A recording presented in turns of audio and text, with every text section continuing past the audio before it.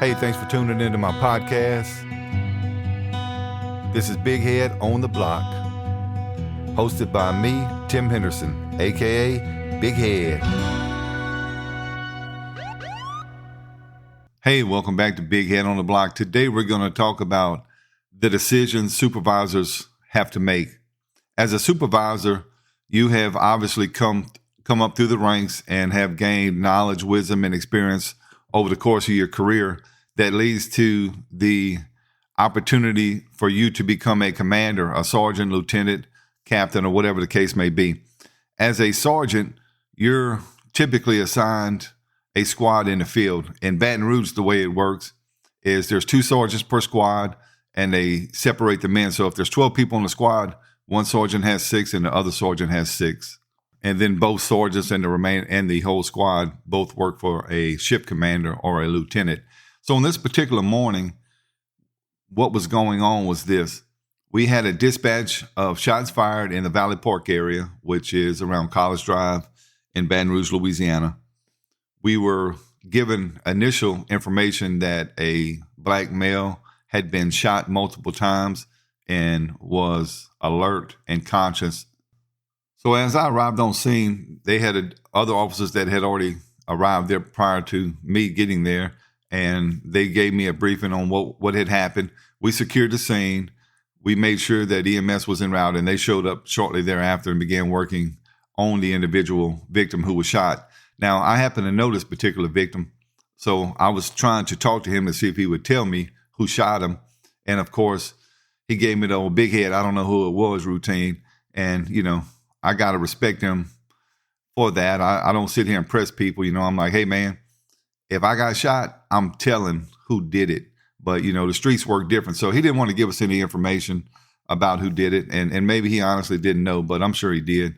So as I'm monitoring this scene, making sure that, everything's handled right, that we're calling the appropriate detective division out and making sure that everything's secure and all the details are handled at the scene. Well, at the same time, simultaneously on the other side of town, there was another incident occurring where my squad had responded to a male subject who was in some type of mental crisis over a breakup. From what I gathered over the air, he was held up in a room and was threatening harm to himself. He had doused himself with lighter fluid. He had doused the entire, it wasn't a huge apartment. It was like a studio apartment, but he had doused the whole studio apartment with lighter fluid also. And one of my guys was actively talking to him. I have another sergeant with me that day. I had an acting sergeant in the field. And because I didn't want to leave him with the responsibility of handling that scene, I left the scene that I was at because everything had been handled there. We were just waiting on him to be transported to the hospital. Now, before we transition to the next scene, let me just go on the record and say this. If you shoot me 3 times in my torso and I'm able to talk, I promise you, I'm telling everything I know. I don't care what you call me. I don't care if you call me a rat, call me whatever you want. If you're willing to take my life, I'm willing to tell everybody who you are, just for the record. So as I drive away to the next scene, I make a phone call to one of my officers who is on scene to get a briefing. And this is basically what I was told. We have a subject in a mental crisis over a breakup, doused himself and the whole area with lighter fluid.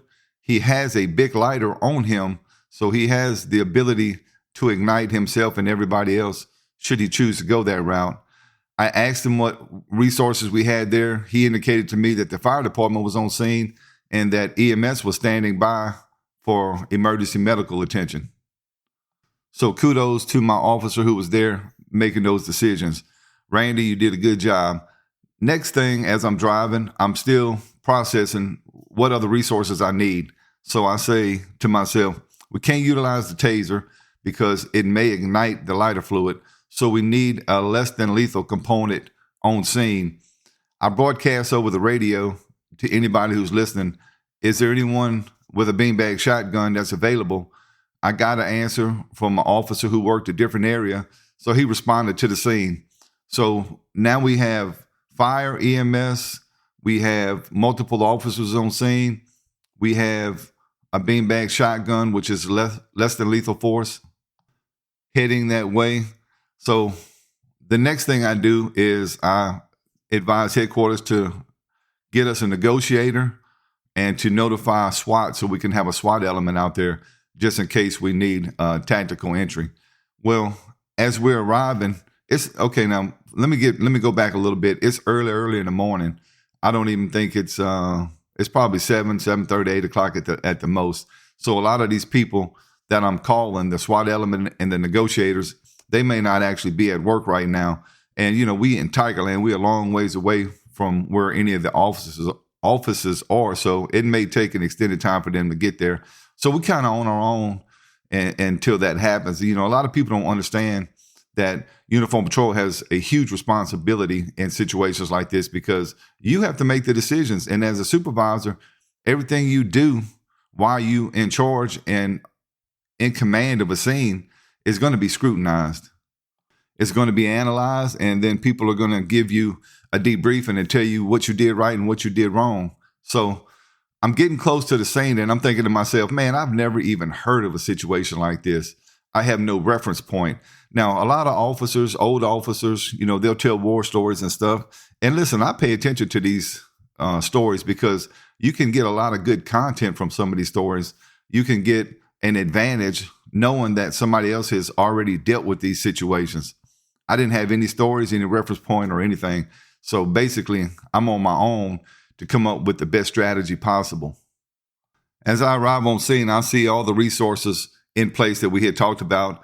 And one thing of note is the fire department had already, I guess the word would be deployed a hose to the area. So they were not in view of the window where my guy was actively talking to the person in crisis, but they were close enough to where 4 or 5 steps, they would be able to engage the target area with the water. So that made me feel a little bit better about a tragic ending, right? We don't want somebody to catch themselves or anybody else on fire, but the fire department was close enough to where I thought we had a good tactical advantage to stop anything should it reach that level. Now I can hear the dialogue between Jason, which is one of my senior officers on scene, and the subject. They have good dialogue, good content. Jason's doing his very best to tell this guy, hey, this is what we need from you. This is what we have available to you. And as I'm listening to it, I want to know if I'm able to interject myself into this conversation without making this guy upset. So I call one of my other senior guys, Randy, and I said, hey, give me an idea of what this guy's mindset is as far as other people. Has anybody else talked to him besides Jason? And he indicated to me that he was cordial with everybody, but he was kind of focused on Jason specifically, with the conversation. But he thought he could introduce me without, any kind of problem. You don't want to introduce yourself just to be involved in a situation, right? If you are looking for an advantage as a supervisor, you want to be involved in the process, but you don't want to mess up a process that's already been established. So if you have a rapport established with a negotiator, if you will, and a subject, this is my opinion. I've never taken any formal classes, but I don't want to disrupt that rapport. But they indicated to me that they thought it would be okay to introduce me. So the introduction was made. I told them that I was a sergeant and that these guys worked for me and that we wanted him to let us offer him help. And I made it perfectly clear to him that he had done nothing wrong, nothing illegal, and that he was in no trouble whatsoever. All we wanted to do was get him some resources to help him through this particular crisis that he was involved in at the time. And, when people are under a mindset where they think taking their life is an option, you have to be really focused and make sure that whatever content you deliver to this person is on point and it doesn't do anything to enrage them or to make them do something to themselves, because of a certain emotion that they're feeling. So, you kind of toe the line whenever you're talking to them. So, we're nice, we're cordial. I see that he's still focused on Jason, so I let Jason continue to talk to him. Jason did a really good job of talking to him, and like I said, I didn't feel the need to take command of that negotiation just because I was a sergeant. So Jason's talking to him. It should be noted that this guy does have a big lighter in his hand, and he could ignite himself at any time. So that was always something we had to be prepared for. Well, my less than lethal showed up. I devised a plan away from where the negotiations were. I devised a plan for an entry team just in case we had to make an emergency entry. And the beanbag shotgun, as well as the contingency of about 4 officers, we stacked, and we told them what we needed for a rapid response. And we gave them all instructions on what their particular mission was if we had to breach the door. Now, this is a last resort. You don't want to do this unless you have to, but you never know if the people that are involved in the crisis is going to, make you react like that. So you always have to be prepared, and you have to be prepared immediately. So I had them stacked. I had them on standby. So when I walked back to the area, now we're in close confines. It's not like, we're half a mile away from each other. We're 10, 12 steps away from each other. And, whenever we're figuring out how to stack and stage, we're a little bit away from the window, out of view of Jason and the subject, right? Well, out of my peripheral, I see 2 of my officers, Randy and Nat, standing there to my left as I'm facing the window. I don't think much about it, but then I turn a little bit more, and I see that they're holding the fire hose, and I'm like, what are you doing? And they gave me some harebrained idea that because the fire department is not armed, that they're going to, if we have to utilize the fire hose, that they're the ones who are going to man it and deploy it. And I looked at them, and now I was a volunteer fireman, and I'm sure neither one of these knuckleheads had any idea of the pressure that was going to come from that hose if it was turned on from the truck, especially if he did it at maximum capacity. So all I see in my mind right now is these 2 trying to hold on to this fire hose whenever it's, filled to capacity with water and it's pressurized, right? All I can see is this thing flying around, knocking us all out, and the guy inside having to rescue us, right? So I'm like, okay, y'all, listen, have any one of y'all ever worked a fire hose? And they like, no. And I said, listen, I was a volunteer fireman a long time ago. If you don't know what you're doing, those big metal clamps at the end of the fire hose where they have a handle to activate the water. I said, when that turns on, y'all 2 gonna be flying around, and that's gonna hit us, and we're gonna all be knocked out. They're gonna have to come rescue us. So how about this? How about y'all go back to doing your job as a police officer, and the 2 firemen that are standing next to you? And I looked at them, I said, this is y'all job. Can you please take the hose back from our officers so we can have a success story and not all get knocked out by them 2 trying to do something they're not familiar with?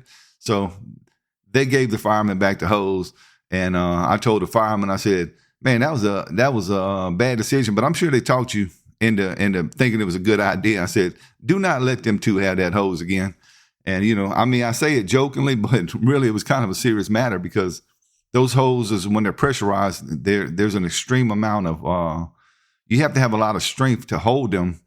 And I have seen them flapping in the air, and those big metal, I think it's copper on the end of them, I'm not sure, but if they hit you, they will kill you. So now we're going to transition right back to the interrogation. So we convinced this guy, Jason convinces this guy, not me, because I'm still letting Jason talk to him. He convinces this guy to come to the door. And at that point in time, we're thinking, hey, this hopefully will end peacefully. So as he comes to the door, he unlocks the door. He doesn't open it right away, but he unlocks it. Of course, we don't try to do anything to incite him. So all we're doing is waiting for him to walk out. Now, because of the situation, we have to have people close, and we have to have people that can engage him, immediately when he comes out, if necessary. Now, if he just walks to it, that's one thing, but you never know what somebody's going to do, so you have to be prepared. Well, when he gets to the door, he cracks the door open, and he sees that there's other officers there. Now, he should have seen these officers already. and for whatever reason, it agitates him. But, we have to have people close. And so, there's no other way around it. We have to be able to subdue him if he comes out. Look, he could have tried to ignite himself right there. We need to be able to go hands on. So anyway, he got irritated, locked the door back, went back in the house. We're still waiting on SWAT, and we're still waiting on the negotiator. So we're doing the best we can, right? And we had him at the door, but now he's back in the room, agitated. A few minutes go by. He starts getting more and more agitated. And for whatever reason, he decides that he had enough. He takes the lighter and starts flicking it. He doesn't, the lighter, thank goodness, the lighter, either it was empty or a guy was on our side and he wouldn't let it ignite. So as that was happening and he realizes that he wasn't going to be able to light himself on fire, he went to the back of the room, which, like I said, it was a shotgun apartment, so it was just all in one room. He turns the stove on, and luckily for us, it was an electric stove. But the heating element started getting red. He takes his shirt and he puts it on the heating element. At that particular time, Jason is at the window. Jason goes through the window, unlocks the door because it was only half a step away. My people were already lined up. I gave them the order to breach. We made entry into the apartment. At the point in time where we made entry, he was backed up and there was a knife either in his hand or in close proximity to his hand. So one of the elements on the entry team had the beanbag shotgun, utilized the beanbag shotgun, shot him in the torso area. He fell to the ground. The knife was still in close proximity to his hand, but eventually we were able to subdue him with little force because he didn't try to resist at all. He just kind of allowed us to handcuff him, but he was still hollering and he was mad because he thought we shot him, and we were trying to tell him, no, we didn't shoot you. It was a beanbag shotgun. But he was pretty frustrated, irritated, and agitated about that. So we get him out on the stretcher, and we handcuff him. We get him out on the stretcher. We take the handcuffs off of him because this is not a police matter where this guy needs to go to jail. This is something where he needs to be evaluated by the mental professionals and in lieu of going to jail. And we probably could have charged him with several things, but there's actually no need to do that. There's nothing could be accomplished by putting this guy in jail. He needed some counseling, right? So as he's leaving, this is kind of funny. As he's leaving, he's still mad because he thinks Jason lied to him. Now I'm cracking up on the mic. I try not to laugh, but he thinks Jason lied to him because we shot him, but we didn't shoot him. We kept telling him it was a beanbag shotgun. And look, you have a knife or you have access to a knife. We have to do something to subdue you. We didn't use lethal force. And probably if you review the scenario, it probably could have risen to the level of lethal force. But we had some very experienced officers on scene. We had the less than lethal set up. So kudos to Scotty for deploying the beanbag shotgun and taking care of this situation in that manner. Well, as the supervisor, I'm responsible for everything at the scene and everything that occurred during the time that we were there. So I took ownership of it. Of course, a few minutes later, the SWAT element commander and the negotiator arrived. I gave them a briefing on everything that happened, and they gave me some insight on what they would have done compared to what I did. And basically, I understood what they were saying. The argument that I made on behalf of how we handled the situation was this. We had a human being that was in a crisis situation. Yeah, we exposed ourselves to some harm. We exposed ourselves to potential danger. However, the outcome was we took this guy into custody, released him to EMS to get the medical attention and the counseling that he needed for this crisis that he was in. So everything that we did, I was 100% okay doing. And I told them this: you can be critical all you want and you can tell me what you would have done, and I understand it. And in the future, I'll take that into consideration. However, we kept a guy alive today that was intent on dying. And that is something that I'm extremely proud of. I'm extremely proud of the way my officers acted and reacted. We did our job that day, and it was a positive outcome. If you want to sit here and analyze everything that I should have done, then all I can say is this. I'm comfortable with the outcome. Y'all have a different agenda when it comes to the debriefing. Y'all are trained negotiators and trained SWAT people. And there's no animosity here, so please don't take it as that. I understand that they're professionals at what they do, but in uniform patrol, you have to be a professional at everything. You have to be able to react to every situation. You have to be able to come up with ideas, strategies, and solutions like I did on this particular day. So other supervisors, if you're listening, think about what I did. Think about what my guys did, my girls did. Think about everything that happened here, and then you formulate a plan in case you're ever exposed to a situation like this. I didn't have a reference point. You have one now. And if you think something should have done different, then maybe you'll have the opportunity to do it. But listen, my guys all deserved a life-saving award for everything that happened there. And I took responsibility, and I stood up for everything that happened before I got there and while I was there. And the end outcome, which was a human being is still on this earth thanks to the reaction of my officers, and everything worked out the way it was supposed to. It's in God's hand overall. Supervisors out there, it's important that you use your knowledge, your experience, your wisdom. Listen to these old cops that tell you stories. You don't have to laugh at them, but you need to listen to them, because especially when they're describing situations that they were involved in, I didn't have anything to draw upon except a freaking movie, right? That's the one thing I knew, that in Rambo, they pinned this guy against the wall. So that was really the only help I had. Everything else I had to ad-lib. I'm happy. I'm happy with the outcome. I had a good group of officers there that day. The officers did their job professionally, and they did what we took an oath to do, to protect and serve. We protected this guy, and we served this guy, and we helped him continue his life when he was at a point where he didn't think life was worth living. So when you see a cop, thank a cop, because this stuff happens all the time. Not necessarily these situations, but we're constantly in a situation where we're having to make decisions as supervisors. But that's why we get paid the big bucks, right? Before we leave, I want to say this. There was a quote by General Patton, and I'm only going to paraphrase it. He said, a good plan now is better than a perfect plan next week.